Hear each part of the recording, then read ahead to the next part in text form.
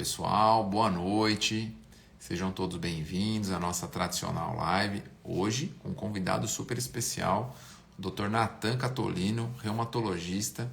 Nós vamos fazer um bate-papo super especial e aí nós vamos falar sobre a fibromialgia e a atividade física, esses dois como grandes aliados no combate e no tratamento para essas dores, tá?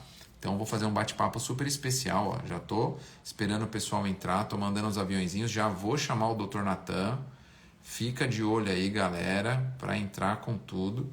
Antes da gente começar, fala para mim como está o áudio. Tá com boa qualidade, tá me ouvindo bem? E aí a gente vai fazer esse bate-papo especial, tá?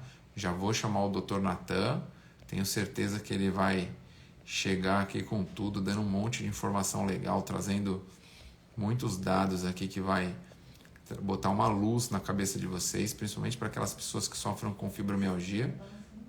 Tá balançando muito? Desculpa. Desculpa, gente, eu tô mandando uns aviõezinhos aqui que é para despertar a turma que pediu aqui dos convidados, tá bom? Vamos lá, 3, 2, 1, play. Valeu, tamo lá. Tá ouvindo bem? Beleza, o pessoal falou que tá aqui, tá ótimo, tá ouvindo bem. Vou convidar o Dr. Nathan. Então, cadê você, meu amigo? Tchan, tchan, tchan. Dr. Nathan. Nathan. Opa.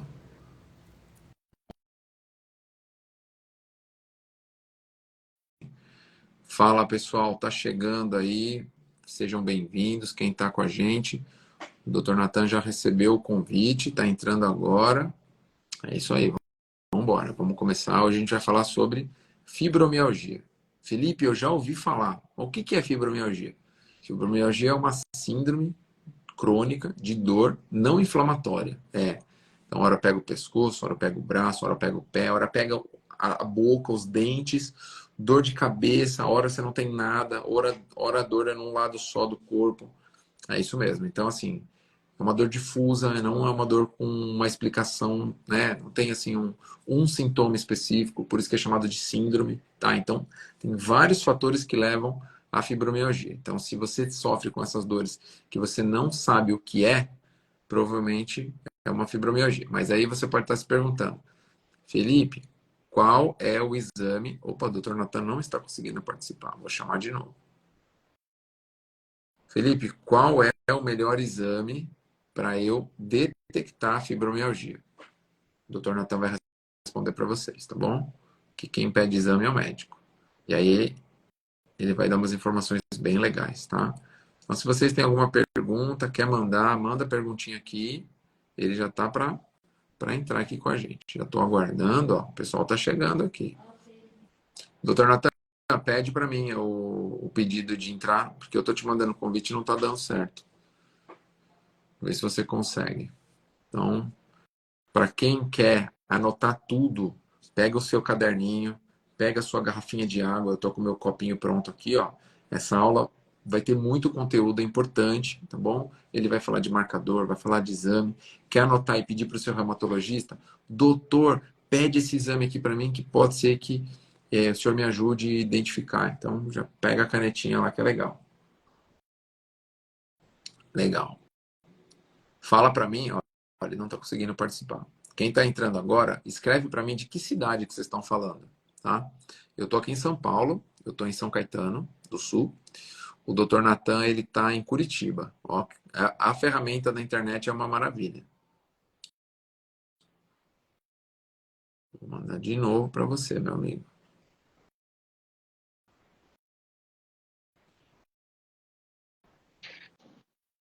Opa, acho que agora foi, hein?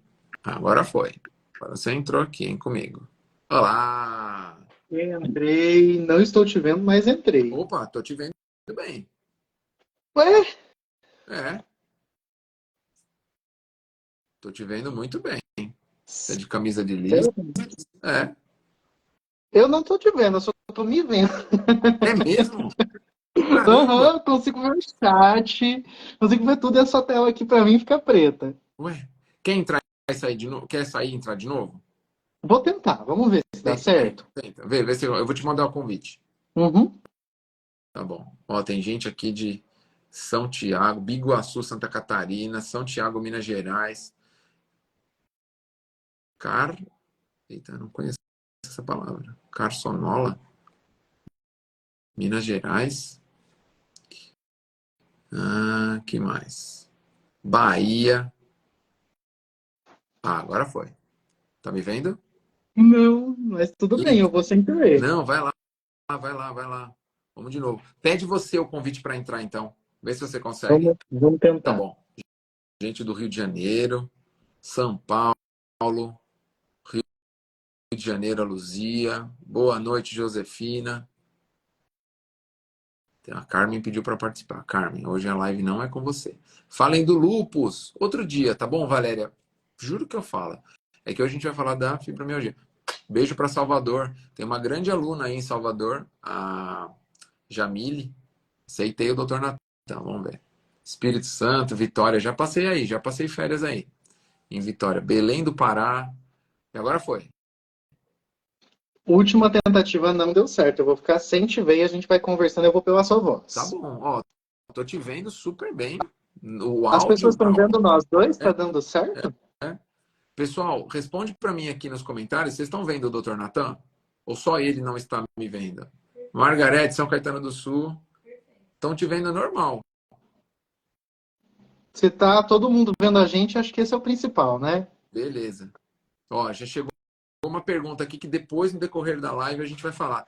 Fibromialgia tem relação com depressão e estresse? Ótima Olha que pergunta. ótima pergunta. Então vamos lá, gente. Eu vou tirar as perguntas. Estão aparecendo as perguntas aí, tá bem no rosto do Dr. Natan, né? Eu vou tirar por enquanto as perguntas para que ele não fique uma sopa de letrinhas, tá bom? E tem uma live já sobre artrite reumatoide, gente, aqui no nosso combinado. Tá, vou desativar os comentários por enquanto, pessoal. Vamos lá, doutor Natan, você vai ser guiado por mim hoje. Eu sou o seu cão guia, Guiado pela voz. guiado pela voz. Hoje eu sou a sua inteligência artificial. Então vamos lá. Eu recebi algumas perguntas de pessoas, assim, e eu gostaria de fazer um panorama como se eu fosse uma pessoa que chega com dor, eu não sei o que eu faço, e eu preciso ir ao médico, né? Já fiz, passei com ortopedista, não tenho nenhuma lesão articular, não é no ombro, não é no pescoço, é uma dor meio maluca, e hora vem, hora não vem, hora eu tô muito mal, com princípio parece que de depressão, eu tô muito chateado, hora eu tô eufórico, né? E aí me falaram que o reumatologista poderia me ajudar. Cheguei no Dr. Natan, tudo bem, Dr. Natan, meu nome é Felipe, eu tenho 40 anos, eu sou homem. Homem tem fibromialgia? Ótima pergunta. Homem tem fibromialgia. É com uma frequência menor do que mulheres. A fibromialgia é uma doença mais frequente em mulheres e a gente ainda está entendendo o motivo. Acredita-se que em partes hormonal, mas é uma hipótese. Mas homem pode ter. A frequência é de 6 mulheres para um homem, aproximadamente. A cada Caramba, 7 pessoas, uma vai ser um homem, estatisticamente. tá. Porque assim, aqui no meu canal, como cresceu bastante nos últimos meses, e quando eu falei da live, da divulgação, eu comecei a perceber que eu não tive homem que falou. Eu fiz uma enquete ontem, se é sobre você tem fibromialgia já diagnosticado, deu 53% que sim. Então, poxa, mais da metade das pessoas que votaram, e deu assim quase 200 pessoas que votaram para o sim, e nenhuma era homem. Mas olha, o que acontece muitas vezes, a gente tem até alguns estudos sobre isso, o motivo dessa estatística, né? E o que acontece com o homem com fibromialgia, qual é a diferença da mulher do homem com fibromialgia.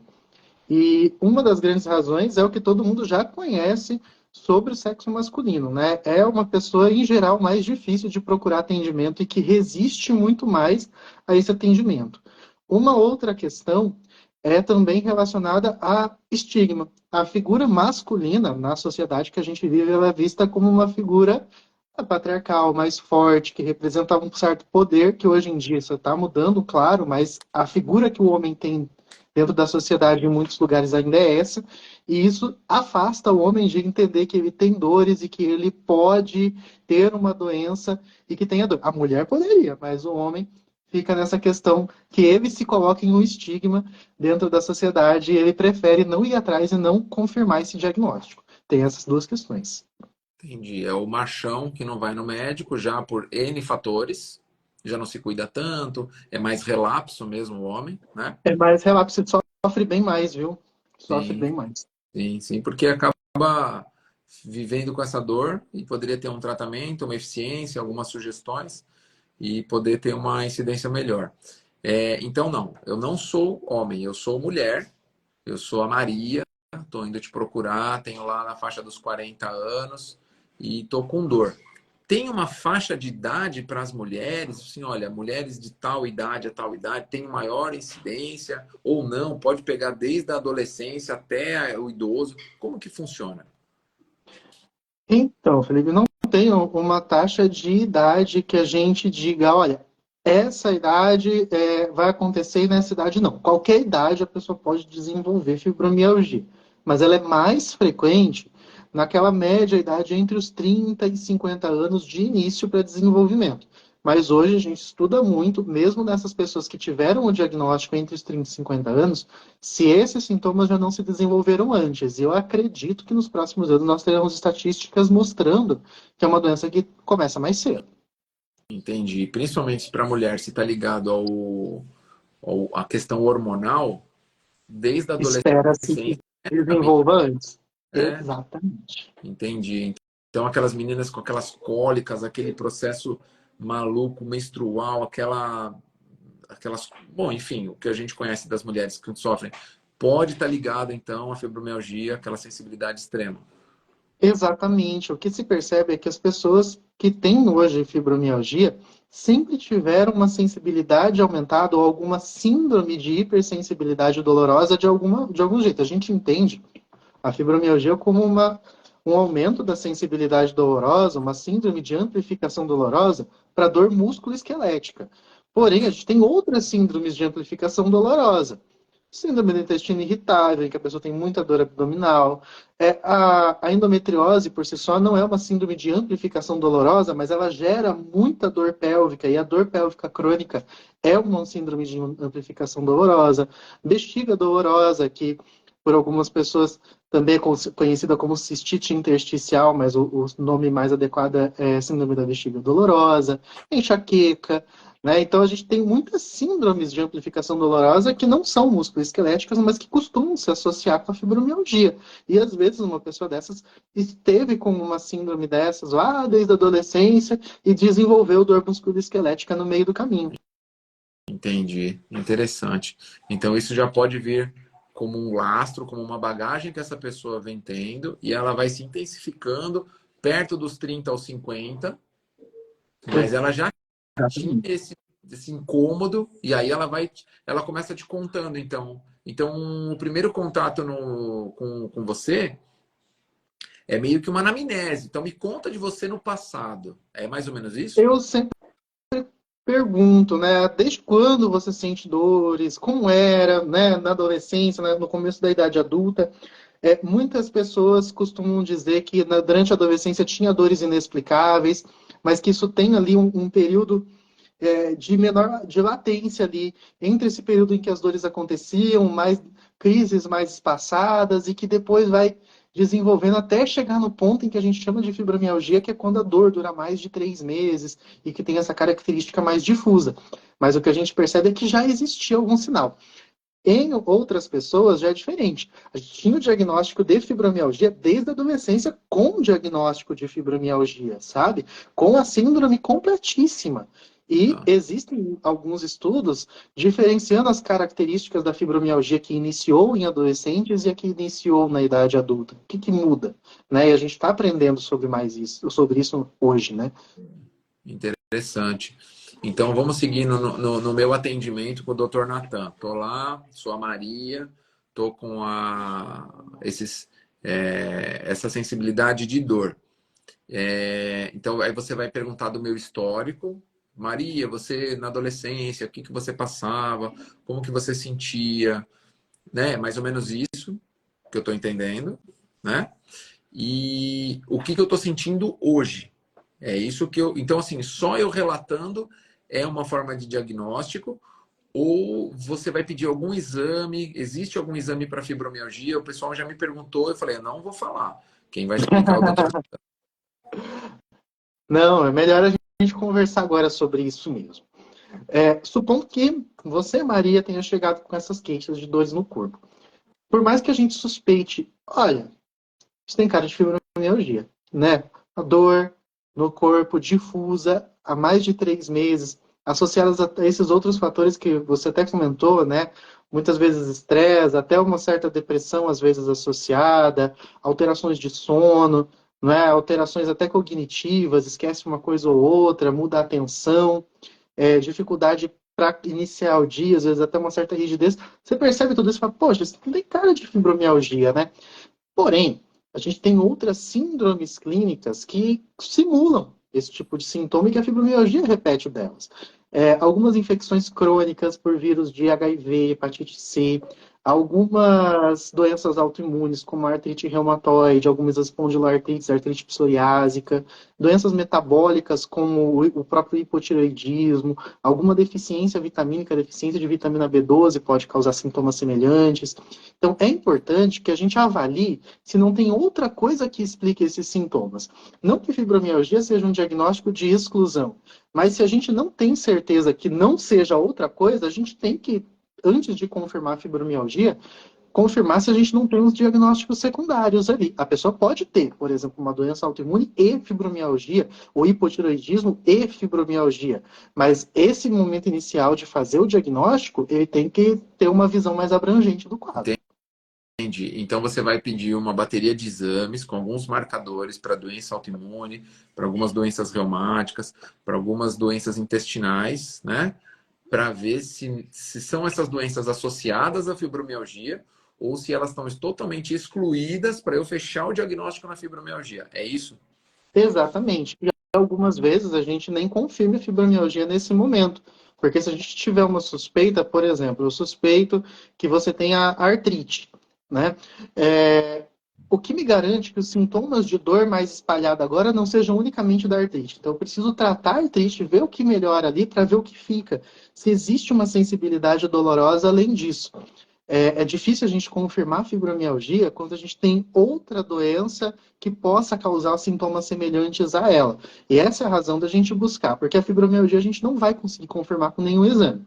A gente tem as nossas técnicas, nós temos como fazer critérios diagnósticos, nós temos um dos critérios diagnósticos é a pessoa pontuar mais ali no índice de dor generalizada, outra é pontuar juntamente a isso na escala de gravidade dos sintomas, que avalia esses sintomas satélites da fibromialgia. Só que se você estiver com uma causa dessas, uma artrite, por exemplo, você vai pontuar isso, porque dói várias partes do corpo também, né? Eu sei que o padrão é diferente, mas muitas vezes confunde. Então é importante tratar causas que possam causar dor no corpo antes de confirmar de fato esse diagnóstico de fibro, a não ser que ele esteja realmente muito clássico, muito escancarado. Entendi.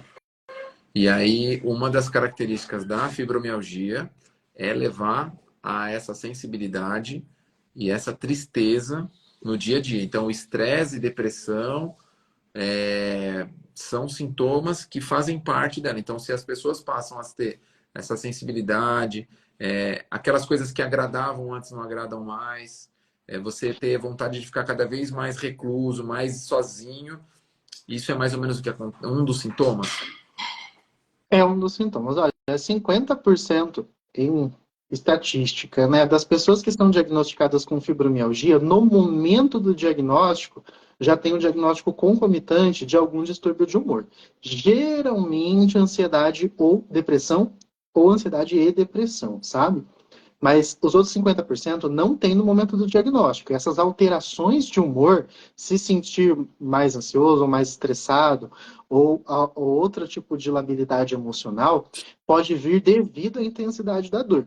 É interessante, sempre que a gente tem dúvida se o diagnóstico está junto, se a pessoa também tem o diagnóstico de depressão, que é uma outra patologia, ou também tem diagnóstico de ansiedade, ou também tem transtorno bipolar, ou toque, ou TDAH, alguma coisa, que a gente chegue, né, até um profissional que saiba diferenciar esse diagnóstico, porque muitas vezes se confunde. O reumatologista, por mais que tenha toda a habilidade de poder dizer, olha, isso aqui tem depressão, tem isso, posso tratar desse jeito ou daquele, dou essas orientações, em momentos em que a gente tem dúvida, o acompanhamento conjunto com o psiquiatra também é muito interessante, porque se confunde. Em geral, a pessoa pode falar, estou mais desanimado porque tenho dor, e é isso que me desanima. E eu sei que melhorando a dor, os outros sintomas vão melhorar. Mas às vezes a gente mesmo não entende o que veio primeiro, ou se está junto, ou se uma coisa desenvolveu de outra. Então, daí, nesses casos, tem que fazer um acompanhamento conjunto. Perfeito. Então, assim, dentro do seu know-how, em algumas situações, você percebendo lá na sua anamnese, né, nas suas perguntas para saber o histórico da pessoa, como que ela está no momento atual, tentando assim deixar de uma forma bem clara, você indica um acompanhamento com algum psiquiatra para ele fazer um trabalho em paralelo, para que ele consiga ali Com às vezes certeza. dosar uma droga em parceria com uma situação, enfim. Exatamente. Existem casos e casos, isso é bem individualizado, mas em grande parte das vezes é necessário um acompanhamento conjunto, porque o reumatologista é o especialista na parte da dor musculoesquelética, no tratamento da dor. E quando a gente associa um distúrbio de humor, as coisas se retroalimentam, né? A dor também coloca o nosso corpo em uma situação de luta ou fuga, em uma situação de alerta. E essa situação vai gerar mais ansiedade, vai gerar, com o passar do tempo, outras alterações psiquiátricas que muitas vezes têm que ser tratadas em paralelo. Entendi, perfeito. Não, tá ótimo. Não, tirou assim muitas dúvidas. E o distúrbio do sono, a insônia ou a dificuldade para dormir, porque são coisas diferentes, né? Assim, a pessoa que dorme e acorda no meio da madrugada e a pessoa que não consegue dormir. São dois distúrbios do sono. Esses também são sintomas de quem sofre com fibromialgia? A alteração do sono também é um sintoma dos mais clássicos, afeta em torno de 80 a 90% das pessoas com fibromialgia, alterações do sono de uma maneira geral. O mais frequente é uma dificuldade ou de iniciar o sono, né, uma insônia inicial, ou uma insônia de manutenção, que a pessoa consegue pegar no sono, mas tem um sono muito leve. Então ela sente que não descansa e acorda muito cansada, porque essa primeira fase do sono, que é o sono não REM, ela não chega. Sabe, ela não consegue chegar no sono REM, que é aquele mais reparador. Então, ela sempre fica num sono muito superficial e daí ela acorda no outro dia muito cansada. Isso é uma verdade para a grande maioria dos pacientes com fibro. Isso acontece em parte por essa questão do próprio da própria dor deixar o nosso corpo em um estado de alerta. Entende-se que se a dor não tem como ter um descanso tão reparador ou tão profundo assim, porque isso é um sinal de alerta para o nosso corpo. Perfeito. Então, esse é um dos passos que até o médico psiquiatra tem que ajudar, às vezes com alguma droga, para a pessoa tentar mergulhar num sono melhor e ter um dia seguinte melhor. Aí a medicação reumatológica vai poder fazer mais efeito e controlar essa sensibilidade. Exatamente. Assim como acontece na questão do humor, que muitas vezes nós conseguimos com uma medicação, ou que hoje utilizamos para fibromialgia, melhorar o sono, ou melhorar o humor, ou melhorar ambos, ou tentar tratar isso. O reumatologista tem todo aparato para fazer o tratamento, pelo menos inicial, e até algumas mudanças de tratamento nesse sentido. Mas encontrando desafios ou vendo que pode ter alguma outra patologia relacionada ao sono ou ao humor, daí vai precisar de um acompanhamento do especialista nessa parte também. A gente tem que ver que são doenças em que a gente está lidando com o cérebro em si, né? Que não, ele está conectado em muitas coisas. Então, varia muito se a gente vai precisar de alguém que trabalha mais em uma área da parte psiquiátrica, mais em uma área de dor, que é a minha, mais em uma parte neurológica, no caso da pessoa que tem enxaqueca, por exemplo, que precisaria de um neurologista. Esse acompanhamento conjunto com outros profissionais é bem importante para o caso da fibromialgia, que é uma doença muito multifacetada, né? A gente vai chegar a falar daqui a pouco, tenho certeza, de equipe multidisciplinar, mas falando na parte médica, já existem diversas especialidades. Por exemplo, se eu tiver um paciente com fibromialgia, mas com também síndrome do intestino irritável, muita sensibilidade a alimentos, dificuldade, né, com a alimentação, sozinho com o meu tratamento para dor musculoesquelética, nem sempre a gente vai conseguir um bom controle desses outros parâmetros. É preciso avaliação de um gastro também. Por aí vai, sabe? Entendi. Perfeito. Então é o que a gente falou. A equipe multidisciplinar. E a atividade física, iniciando a parte da medicação, a pessoa já está iniciando às vezes aquela droga inicial, aquela melhora da sua sensibilidade. A atividade física é sempre recomendado para um paciente que sofre com fibromialgia. É isso mesmo? Corretíssimo, Felipe. Na verdade, a gente pode até ampliar disso e dizer que qualquer pessoa com dor deve fazer atividade física, tá? Deve fazer exercício. Por que isso? Porque o exercício ele visa, se a gente for pensar só nesse parâmetro, ele visa a melhora da dor. Então, independente dessa dor ser causada por uma artrite, ser causada por uma alteração, uma tendinite, que seja um movimento repetitivo, uma dor lombar ou mesmo uma fibromialgia, essa pessoa vai precisar de exercício, fortalecimento muscular e movimento, tá? Porque o tratamento de dor crônica envolve o movimento. O da fibromialgia mais ainda.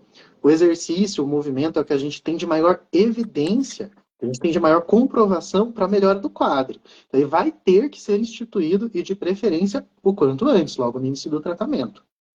Não, perfeito. Eu estava dando uma olhada assim em geral e eu vi uma recomendação, achei bem interessante aqui, do Colégio Americano de Reumatologia, e aí ele soltou uma nota em 2010, né, sobre atividades com o menor impacto possível, né, e atividades que não aumentem o grau de força, para que não haja uma liberação de ácido lático, então que a atividade não seja de alta intensidade, e muitas vezes é o que acontece, né? As pessoas, não, preciso fazer exercício, e aí ou sai caminhando por 1 hora, né? Não tem. Perfeito.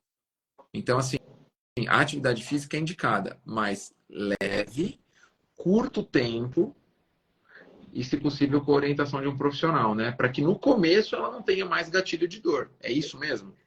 Exatamente. Da mesma maneira, a gente tem que entender que nas pessoas que têm uma amplificação de sensibilidade dolorosa, da mesma forma que o exercício pode servir como um bom tratamento, ele pode servir como um grande amplificador. Então, essa atividade ela tem que existir, mas ela tem que ser modulada. E é muito difícil você modular no começo. Primeiro, o médico, impossível, né? Nós não somos profissionais da educação física. Então a gente pode dizer, você precisa de exercício, mas não é a gente que vai direcionar qual é o tipo de exercício e a intensidade desse exercício para a pessoa. Isso vai ter que ser observado por um outro profissional também. Então, o educador físico ele vai entrar nesse processo tentando modular o exercício de forma que ele consiga controlar a dor, mas que ele também não desencadeie a alteração de dor. É muito comum o paciente chegar e dizer, ó, eu comecei o exercício igual você pediu, só que isso piorou muito minhas dores e eu não consegui continuar. E é aí que está um grande desafio, porque isso vai gerando um medo de fazer exercício e um medo de prolongar essa sensação dolorosa.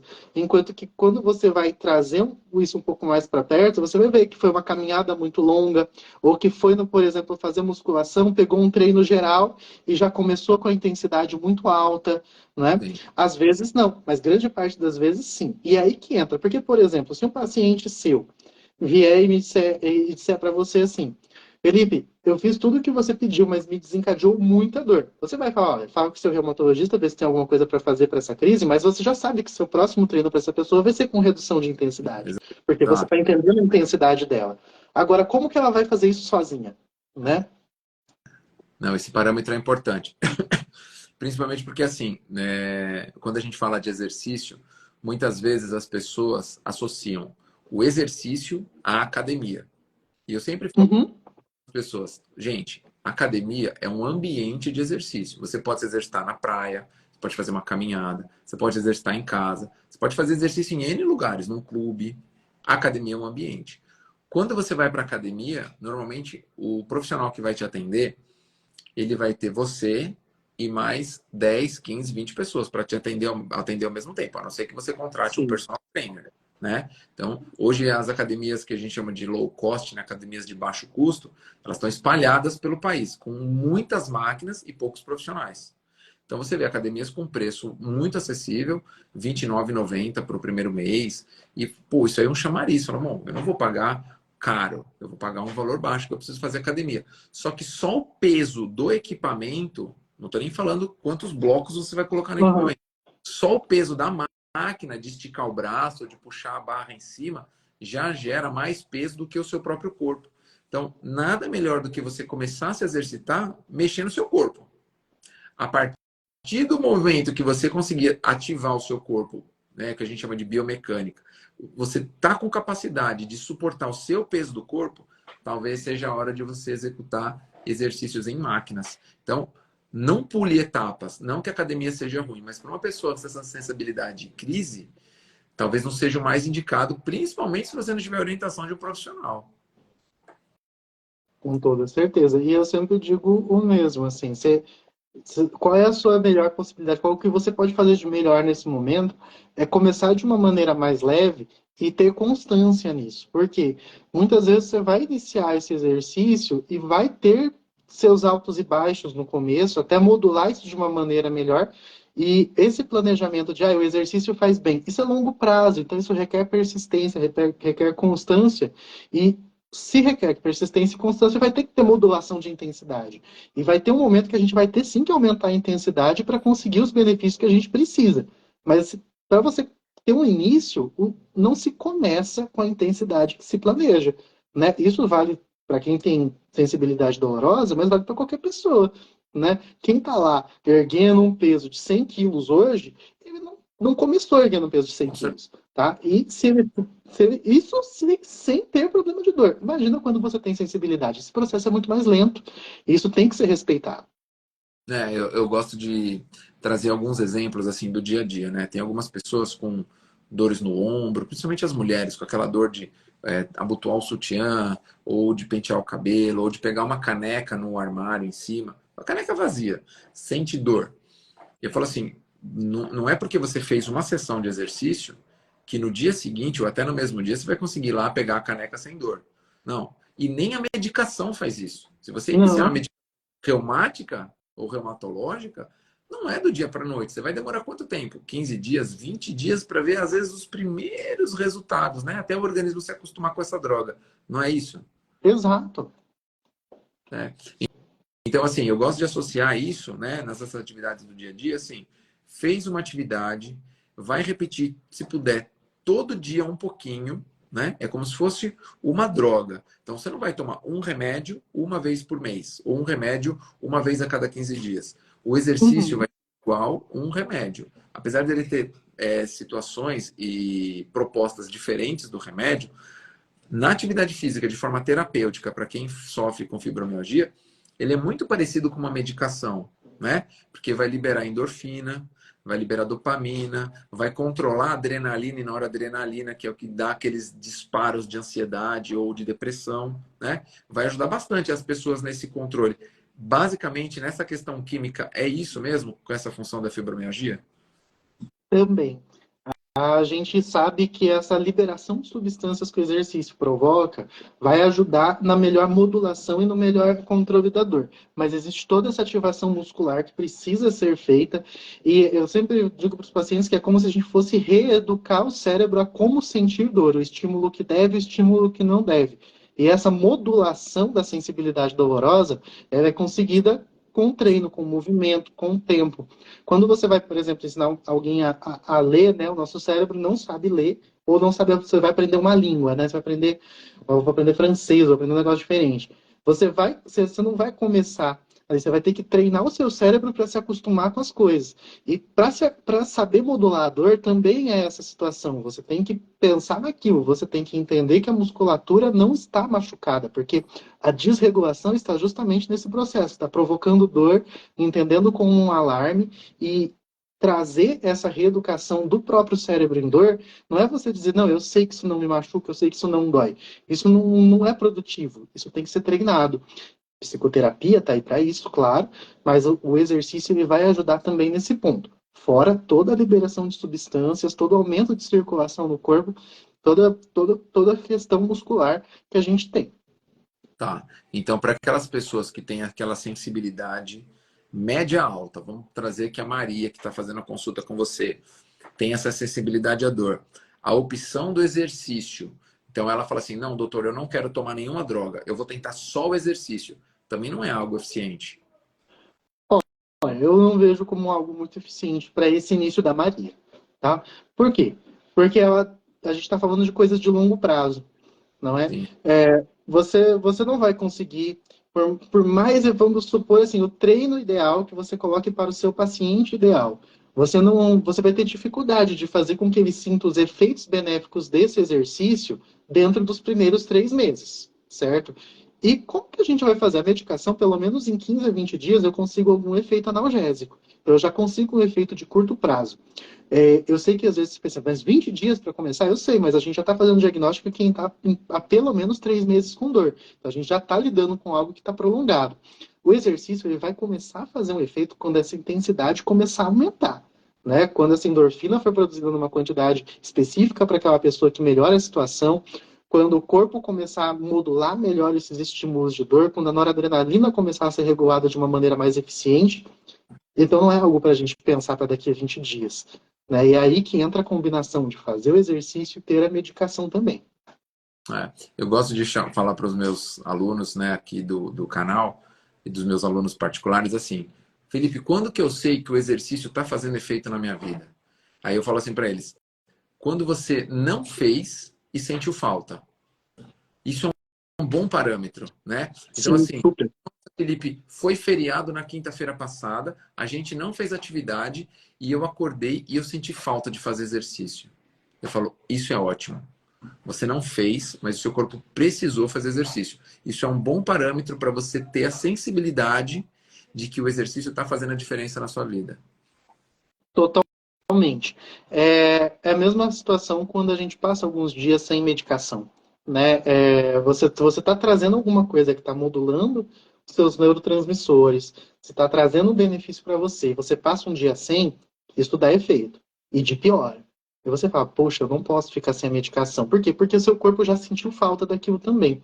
O exercício, às vezes, a pessoa não sente falta naquele primeiro dia sem exercício, porque o corpo está em recuperação.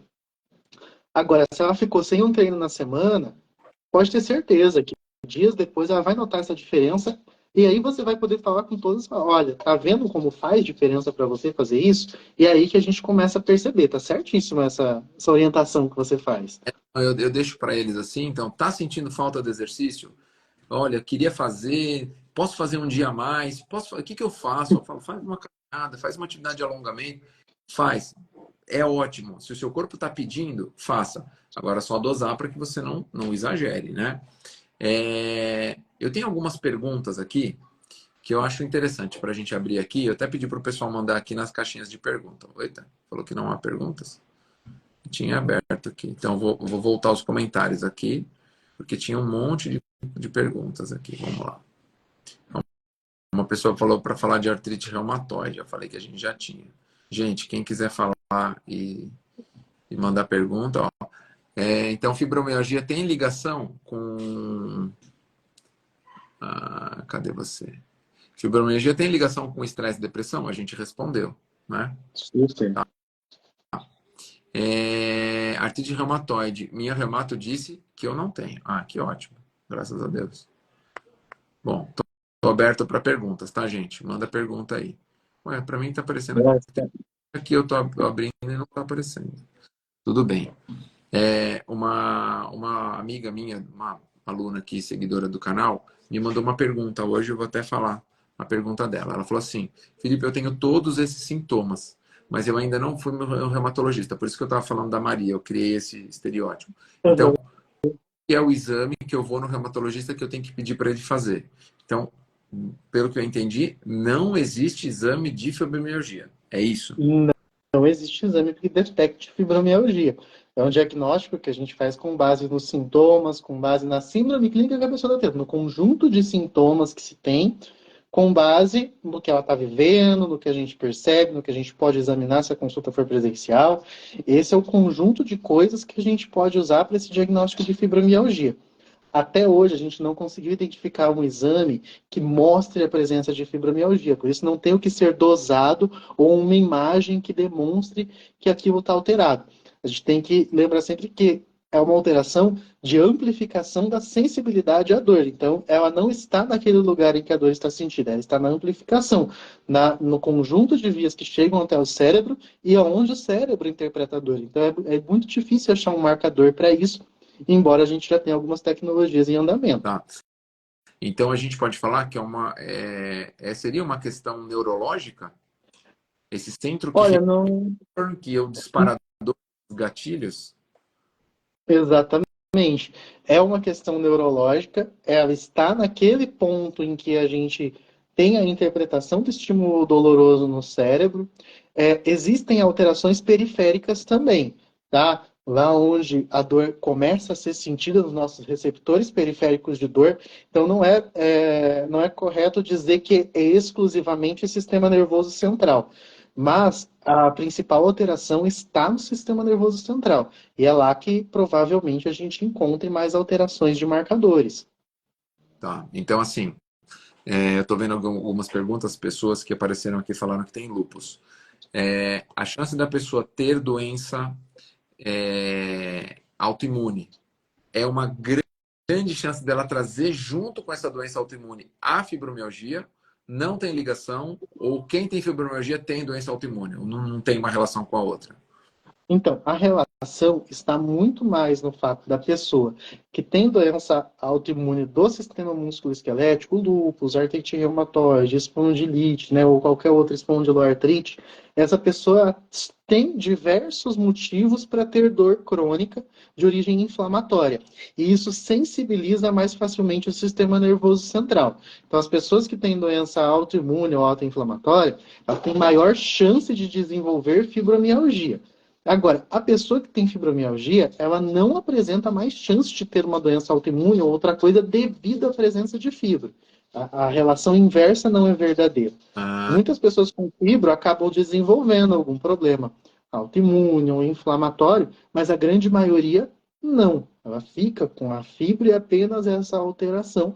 Ela pode ter outras doenças ou patologias ao longo da vida, como qualquer outra pessoa. A gente fala de coisas em paralelo que leva uma outra, a autoimune, que pode levar a ter fibromialgia devido à sensibilização. tá, interessante. Surgiu uma outra pergunta aqui. Por que, com a mudança de temperatura, eu sinto mais dor? Sou portador de fibromialgia. Isso aí é por conta da sensibilidade do sistema nervoso, né? Seria isso? É esse aumento de sensibilidade. A gente tem que entender que se existe um aumento de sensibilidade do ponto de vista tátil, né? As nossas fibras nervosas que transmitem a sensibilidade tátil e temperatura são as mesmas. Então, se você tem hipersensibilidade, se isso é interpretado como dor, provavelmente a temperatura também vai se alterar nisso, porque ela caminha pela mesma estrada, vamos dizer assim, quando a gente vai falar de nervo, de interpretação, até chegar no cérebro. Chegando ali, muitas outras vias podem se comunicar. Tem pessoa que sente incômodo ou piora da dor com muito estresse de barulho, com muito estresse luminoso, e não só a temperatura. E essas muitas sensibilidades mostram que algumas vezes a fibromialgia está associada a outras síndromes de hipersensibilidade, não só a dolorosa. Entendi. E a fibromialgia, ela, por ser uma síndrome, ela é dor constante ou ela tem crises? Você tem picos de dor, picos de desconforto, picos de estresse, depressão. Como que funciona? Assim, é um platô, é estável? Não, começa com dor e é dor sempre, mas não é uma dor absurda. Como que funciona? Ou não tem uma relação com crise? Como que é? Varia da experiência da pessoa com dor. Né? Para ela ter fibromialgia, ela tem que experimentar dor na maior parte do seu corpo em uma semana. Ela não precisa ter nem dor todos os dias dessa semana. Porém, essa mesma pessoa ou outra com o mesmo diagnóstico pode experimentar dor todos os dias e não todos os horários do dia, mais à noite, mais de dia, mais com esforços. E outras podem ter dor o tempo todo, e outros podem ter dor o tempo todo com crise, é como se fosse uma escala, sabe? Sempre que a gente está nessa escala, o nosso objetivo é pegar o nível de dor de onde está. Então, por exemplo, uma pessoa tem dor constante com crises. É pelo menos espaçar ou diminuir a intensidade das crises para daí depois tentar diminuir essa dor que está constante. Por aí vai. Então, a gente sempre tem que entender em que ponto a pessoa está para saber o que a gente vai diminuir e ter os objetivos desse tratamento. Tá? Tudo isso pode acontecer. Sim. Porque outro dia, essa semana, né, quando eu comecei a divulgar e falar da nossa live, uma pessoa comentou comigo que ela estava em crise e até para ela tomar banho incomodava a água batendo na cabeça. Ela movimentando o cabelo incomodava, gerava dor. Então era uma sensibilidade à crise. Eu achei estranho, né? Porque eu nunca tinha ouvido esse relato, assim, da sensibilidade, da hipersensibilidade da pele, sim, mas da própria água caindo no corpo, nunca tinha ouvido. É isso. Isso pode acontecer, isso tem um nome, é mais característico da dor que é neuropática, né? Que é a dor que é devido a nervo, a problema de nervo, mas isso não é exclusivo, também pode acontecer na fibromialgia, que é a allodynia, que é quando um estímulo que não deve causar dor acaba causando. E é isso que faz com que muitas pessoas com fibromialgia, principalmente em momentos de crise, que o nome crise ele também não é o nome mais adequado para isso, mas de exacerbação de sintomas, Ah, ele tenha também uma exacerbação da sua sensibilidade. Fala, eu sinto dor na unha, no cabelo, e isso tudo são dores que não devem, o vento do ventilador. Então, tem muitas coisas que você sabe que isso aí não devem causar dor, porque isso não gera. A dor é uma resposta do nosso corpo a uma lesão, pelo menos em potencial, né? E isso não gera um potencial para ter lesão, então não deveria causar dor. Se está causando, é porque tem uma desregulação, né? É entendi. isso que acontece. E aí esses níveis de dor podem variar. É diferente de ter hiperalgesia, que é quando um estímulo é capaz de causar dor, mas essa dor vem muito amplificada. Então, por exemplo, se eu puxar a sua orelha com muita força, vai doer. Só que às vezes a pessoa com fibromialgia, ela não suporta o mínimo puxão de orelha. Uma coisa que não deveria estar causando dor naquela intensidade acaba causando muita. Você fala, nossa, mas eu só fiz isso e já causou toda essa dor? Sim, porque ela tem uma amplificação muito grande. E tem esse outro modelo, que é a allodynia, que é um estímulo que não deveria causar dor de jeito nenhum e acaba causando. Entendi. Deu para entender bem a diferenciação desses dois. Surgiu uma pergunta e aí eu estou pensando, porque eu fui professor de escola durante muitos anos. E a fibromialgia, ela existe para ela algum CID, algum código no Ministério do Trabalho que afasta a pessoa por tempo determinado ou indeterminado para o tratamento da fibromialgia ou não existe? Como que funciona essa parte da medicina do trabalho? Então, a fibromialgia é considerada uma síndrome, ela tem código. Então, para o CID-10, que é o Código Internacional de Doenças, lá é o mais antigo, né? Que agora a gente está no 11. O código dela é M79.7, 1990 isso, tá? De 2018 para cá, a gente já tem o CID-11. E com isso, a gente tem o código que é MG30.01, que agrupou a fibromialgia junto com outras síndromes de sensibilidade dolorosa. O fato de ter código não garante nenhum benefício.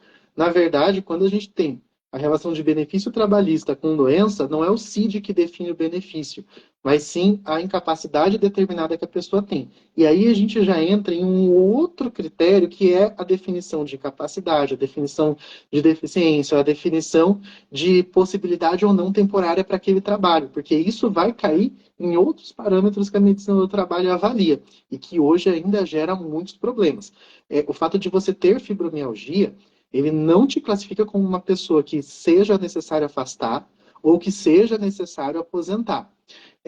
Mas isso é uma coisa que vai depender do portador e não do CID, né? Porque tem pessoa com fibromialgia que não vai conseguir exercer aquele trabalho naquele momento por diversas questões, porque ela está incapacitada naquele momento. Mas tem pessoa que está plenamente bem para trabalhar, até com a doença controlada. Se a gente está em tratamento tentando controlar a doença, a intenção é te deixar com uma vida social e funcional normal, né? Pelo menos o mais próximo possível disso. Mas esse grau, do ponto de vista trabalhista, ele é muito delicado, né? É muito mais fácil a gente ver um benefício, infelizmente, ser negado, isso mesmo quando a gente sabe que a pessoa não está capacitada, do que ser aceito. Mas isso não é uma coisa que tem como a gente prever o que tem como a gente ver, porque vai depender de perito, vai depender de advogado, vai depender de outras instâncias que não só a situação de saúde da pessoa naquele momento. Eu estou passando por uma situação assim, tem uma aluna minha lá do Mova Sendora, Jamile, e ela tá com essa questão, né? Ela tem espondilite anquilosante, tem fibromialgia, tem várias questões ali, estava com uma suspeita de esclerose e o benefício dela foi negado, e aí ela ia passar segunda-feira com o perito, a gente não conversou até então, mas não é fácil, né? E aí agora veio uma outra pergunta e me surgiu a dúvida. Uma seguidora aqui mandou uma pergunta falando que ela faz tratamento há 3 anos E há 6 meses, o ortopedista dela diagnosticou ela com fibromialgia. É possível, ele pode pedir, não é questão de jogar um contra o outro, né? O reumatologista, mas o ortopedista consegue pedir os mesmos exames e ler esses mesmos marcadores, ou ele vai só pelos diagnósticos dela e detecta e fala, oh, não, é fibromialgia? Então, são abordagens diferentes, né, Felipe? Por quê? O ortopedista ele não vai ter algumas visões que o reumatologista está tendo. Ao mesmo ponto, o reumatologista pode não ter uma mesma visão que o ortopedista está tendo naquele momento. É o profissional mais habilitado para diagnosticar e cuidar de fibromialgia? Não é. Embora eles saiba fazer o diagnóstico, saiba fazer o diagnóstico diferencial, certo? A questão é se ele vai se comprometer a isso ou não, né? Não é o melhor profissional, ao meu ver. É um profissional que ajuda muito a gente em diversos momentos disso, mas quando a dor começa a ficar muito difusa, isso sai um pouco da área ortopédica, né? Porque a dor está sendo sentida devido a uma alteração de amplificação. Então, o especialista em ombro, ele não vai ver a alteração no exame de ombro ali, ele não vai operar, ele não vai fazer uma fisioterapia exclusiva para o ombro, mas a dor está sendo no ombro. Sim. Então, será que é o melhor? Vale você pensar nisso. O fato dele ser médico, formou-se em medicina, já o torna capacitado para fazer esse diagnóstico. Entendi. Então, assim, como a fibromialgia não é uma síndrome inflamatória, mesmo que a pessoa tenha dor, tenha limitação de movimento, tenha desconforto, se ele pedir um marcador CPK, que é um marcador inflamatório, ele vai estar baixo. É isso? Exatamente. Não vai alterar CPK, não vai alterar VHS, não vai alterar proteína C reativa, né? Não vai ter alterações no hemograma. Não pode ter alterações em exames de sangue, e se essas alterações existirem, elas não são explicadas pela fibromialgia. Tem que ter outra explicação para essa alteração. Interessante. Por isso que às vezes é um profissional, né? É uma área especializada na ortopedia, que ela tem uma visão musculoesquelética, ponto. E a fibromialgia, ela é muito mais neurológica, como você falou, de amplificação de sentidos e de sintomas. Misturado com o músculo esquelético, né? Um reflexo no músculo esquelético, né? Exatamente. Então a gente tem que pegar um profissional que faz o intermédio dessas duas coisas. E aí que entra o motivo do reumatologista ser o especialista que cuida melhor disso. Né? Até porque muitas dessas síndromes que mimetizam, que a fibromialgia mimetiza, uma artrite reumatoide, um lúpus, quantas pessoas não falam, nossa, era lúpus e a pessoa sentia dor no corpo todo, né? Era Sjögren ou outra coisa, né? E como é que o ortopedista de ombro, de joelho lá vai saber fazer isso? Né? Vai saber que não é um outro tipo de doença. Né? Ele Entendi, pode por saber isso. que é fibro, mas como é que ele vai saber que não é uma doença da reumato? Ou muitas vezes eu, por exemplo, fico assim, puxa vida, que esquisito, né? Dor no corpo todo, mais isso, mais aquilo, mas tem uma alteração aqui, não sei não. Será que não é esclerose múltipla? E já é uma doença da neuro, não é minha. Eu preciso da ajuda do neuro para isso. Né?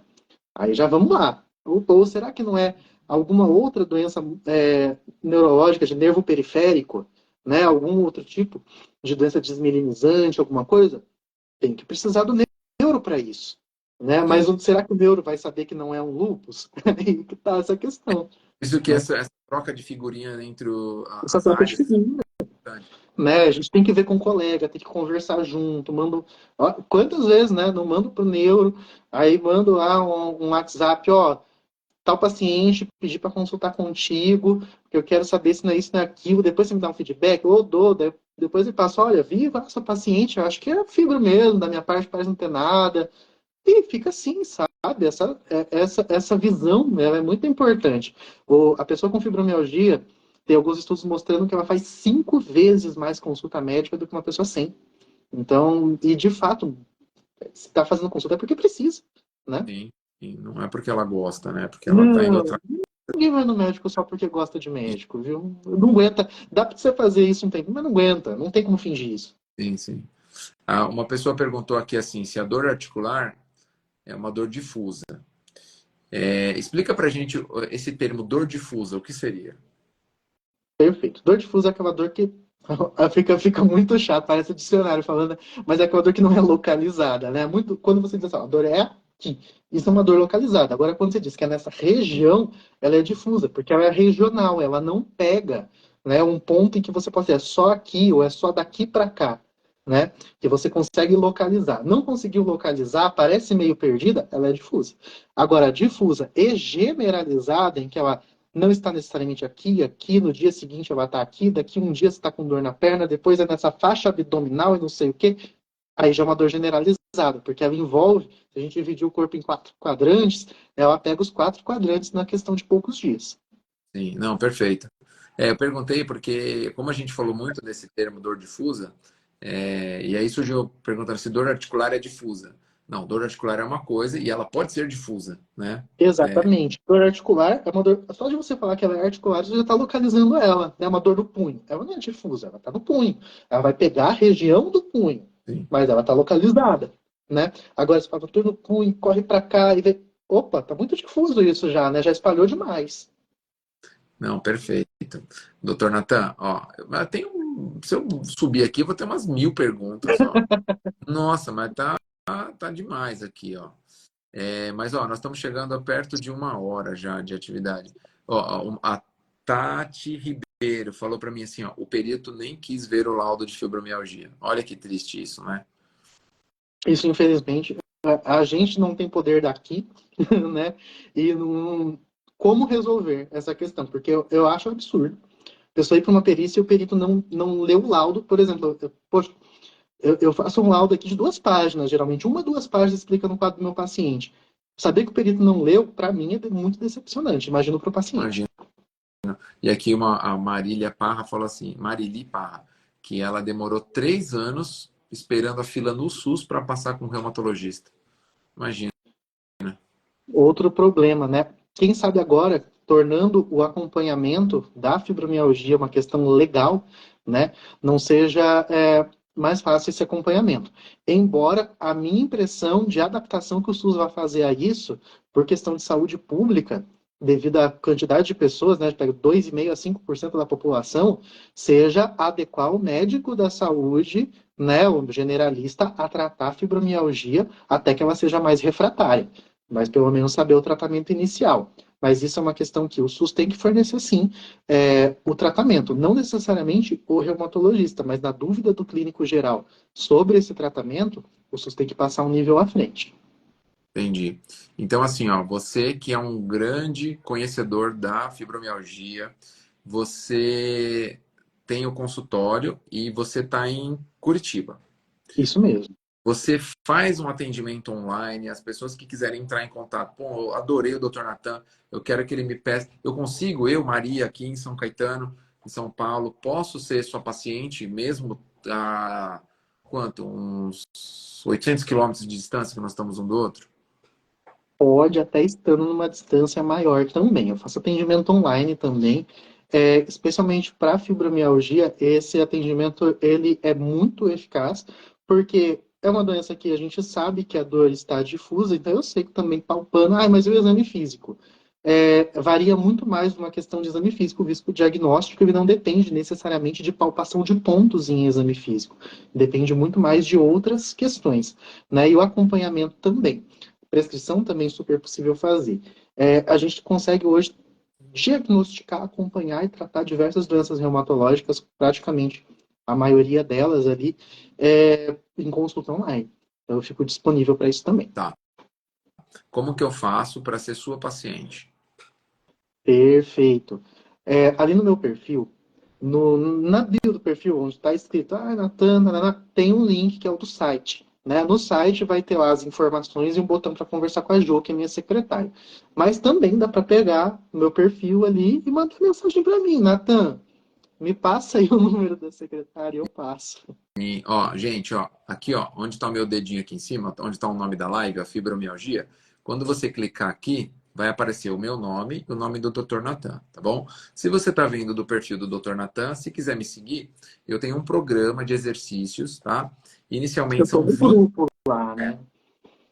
20 semanas para você fazer exercício sem carga, sem impacto, sem aumentar o estresse muscular, só que por 15 minutos. Então, todo esse protocolo sugerido pela Sociedade, tô vendo aqui, ó, Colégio Americano de Reumatologia, eu acabei adaptando essa atividade, né, pela sugestão deles, e são exercícios por 15 minutos só. Então, para que não gere gatilho, para que gere desconforto, aí eu vou recomendar vocês, para vocês clicarem aqui, passa a me seguir, tá? E aí pode me chamar no direct, a gente conversa, eu explico para vocês como que funciona o programa direitinho, tá bom? Então, assim, doutor Natan, passei com você, você vai me pedir uma listinha de exames, você enviou para mim e eu retorno para você em alguns dias. O exame está pronto, eu te devolvo e aí a gente faz uma telemedicina, é uma live assim como eu estou fazendo com você? Basicamente o que a gente está fazendo agora, só que sem esse público todo, não é mesmo? Nós conversamos, né, por chat, eu uso o Google Meets, que é uma plataforma que a maioria das pessoas já conhece, bem segura, manda o link para o paciente, a pessoa recebe, a gente entra nesse mesmo local que estou agora, né? E a gente conversa sobre o caso. Muitas vezes eu peço para a pessoa levantar, fazer um movimento. Às vezes quando é uma artrite, por exemplo, mostra a mão, faz um movimento para cá, faz para lá, a gente vê onde está inchado. Muitas vezes a gente precisa ver outras coisas, posturas, peço foto, vídeo, e muitas vezes a gente precisa complementar com exames de imagem também, para dar essa compensada na falta do exame físico que a gente não tem pela consulta online. Mas super bem dá para fazer isso, dá para a gente chegar lá. Não, assim, pensando das ferramentas que a internet nos favorece, né?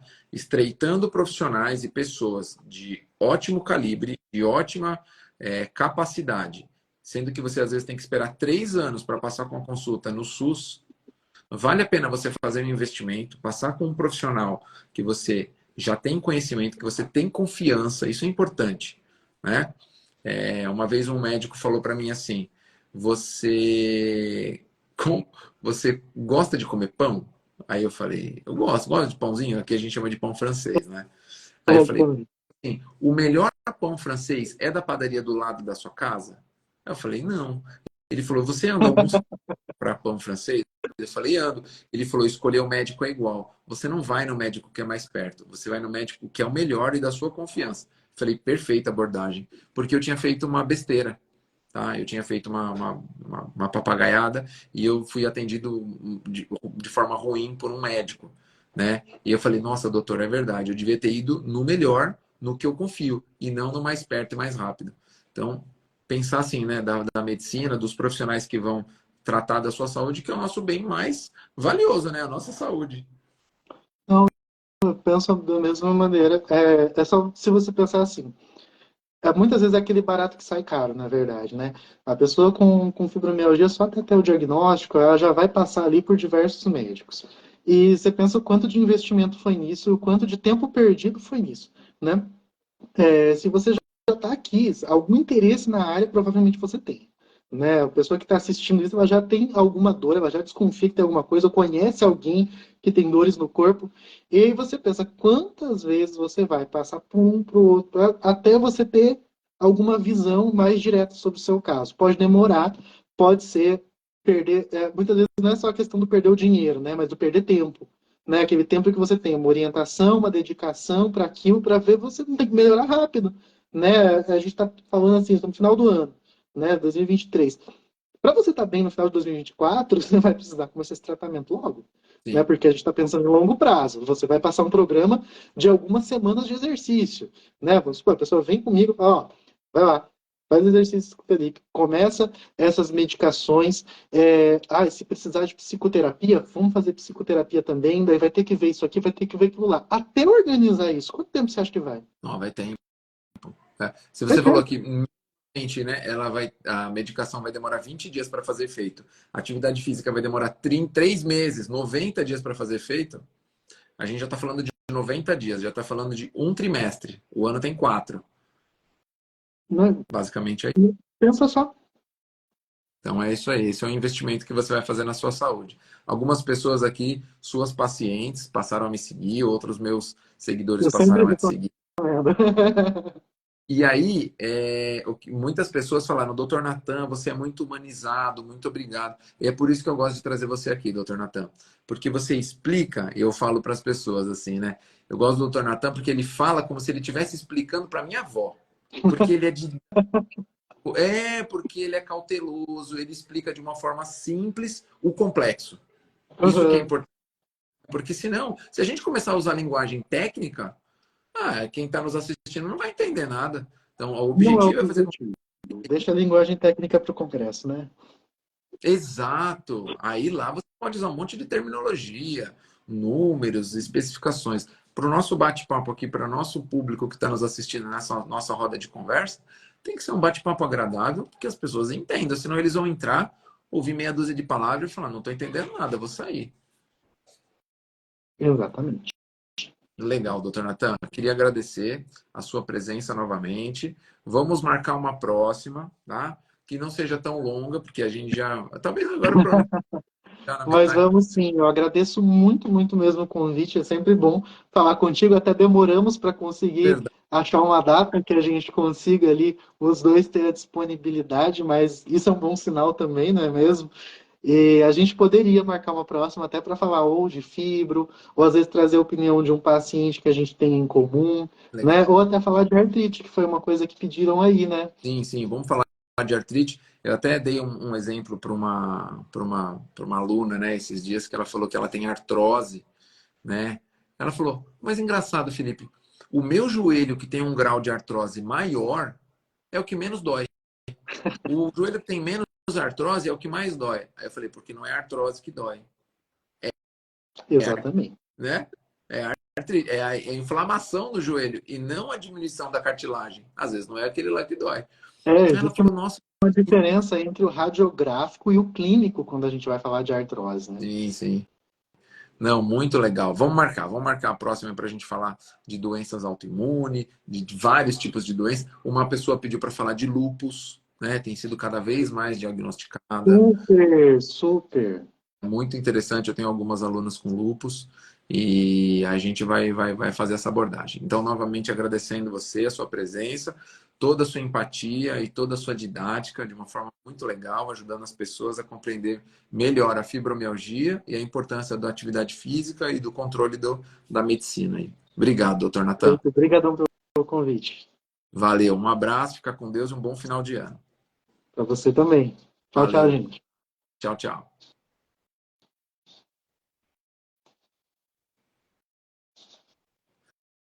Isso aí, pessoal. Olha, ficaram algumas perguntas para trás, não, algumas não, muitas perguntas. Eu queria agradecer a presença de todos.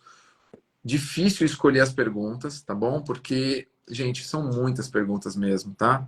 Eu estou olhando aqui, ó, e não para de subir pergunta. Então, queria agradecer a todos vocês que estiveram com a gente nessa live, de uma forma assim, bem sincera mesmo. Meu muito obrigado a todos vocês. Quem quiser conhecer o meu programa, o meu canal, gostaria que vocês visitassem o meu site. Eu vou deixar aqui embaixo, tá? O linkzinho dele, eu vou até fixar agora nos comentários. É o felipecheca.com. Lá você tem bastante informação sobre o meu trabalho, tá? E vocês podem também se inscreverem no meu programa a partir lá do site. Quer conversar pessoalmente comigo? Lá tem um botão do WhatsApp. Aí você vai direto para o meu contato no WhatsApp. A gente pode fazer um bate-papo se você precisar de maiores informações, tá bom? Gente, um beijo a todos, tá? Fiquem com Deus. O link do WhatsApp, o link do meu site está aqui, ó, felipecheca.com, tá bom? Qualquer dúvida, pode mandar mensagem, pode mandar pergunta. A partir de agora, sempre quando acaba uma live, gostou da explicação, Miriam? Obrigado, viu? Uma grande aluna lá do programa.